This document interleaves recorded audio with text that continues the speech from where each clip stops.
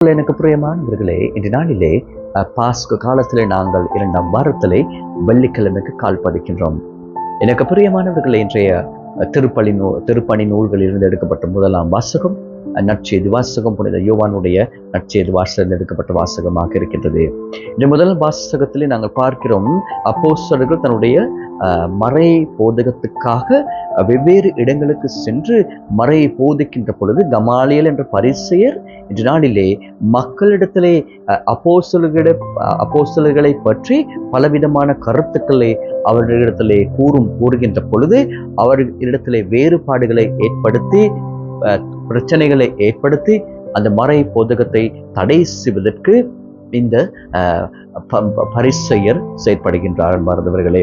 அதேபோல் நற்செய்தி வாசகத்தில் நாங்கள் பார்க்கிறோம், 5000 பேருக்கு இயேசு ஆண்டவர் உணவளிக்கின்றார். அவர் மறையை போதிக்கின்ற பொழுது அவர் காண்கின்றார், மக்களிடத்திலே ஏதோ ஒரு குறை இருக்கின்றது என்பதனை உணர்ந்த அவர்களுடைய பசியை போக்குவதற்கு அவர்கள் ஒவ்வொருவருக்கும் உணவு அளிப்பதை நாங்கள் பார்க்கின்றோம். அதே போன்று அந்த உணவு அளிப்பதன் ஊடாக தன்னுடைய சீடர்களுக்கு அவர் சொல்லுகிறார், என்ன இறைவனுடைய எதிர்பார்ப்பு, இறைவன் இந்த கேள்வியினை யாரிடம் உணவு இருக்கின்றது என்று கேட்ட கேள்வி இது சீடர்களை பரிசோதனை செய்வதற்காக அல்லது அவர்களிடத்திலே இருக்கின்ற உணவுகளை பகிர்ந்து கொள்ளாமல், மக்களிடத்திலே இருந்த உணவுகளை பகிர்ந்து கொள்ளாமல் அவர்கள் தங்களோடு வைத்திருந்த ஒரே காரணத்தினாலே அவர் சொல்கிறார், நீங்கள் மறை போதகத்துக்கு செல்லுகின்ற பொழுது நீங்கள் இவ்வாறு செல்ல முடியாது, நீங்கள் முழுமையாக உங்களை அர்ப்பணிக்கின்ற பொழுது மாத்திரமே கடவுள்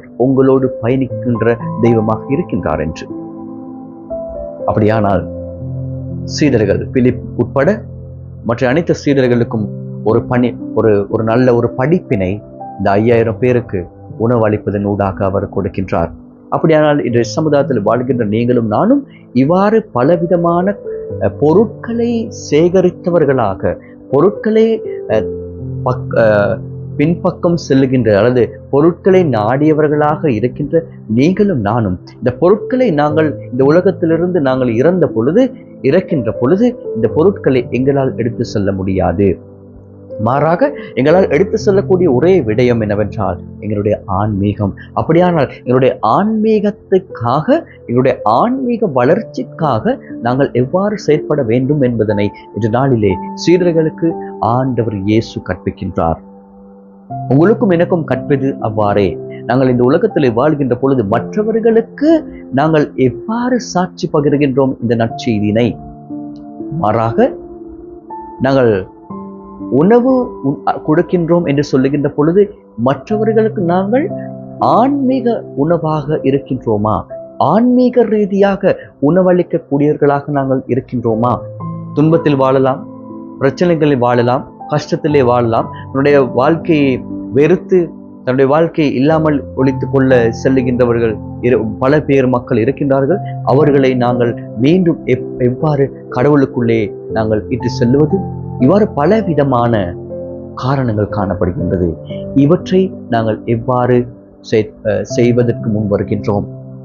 இவற்றினூடாக நாங்கள் எவ்வாறு எங்களுடைய ஆன்மீகத்தை நாங்கள்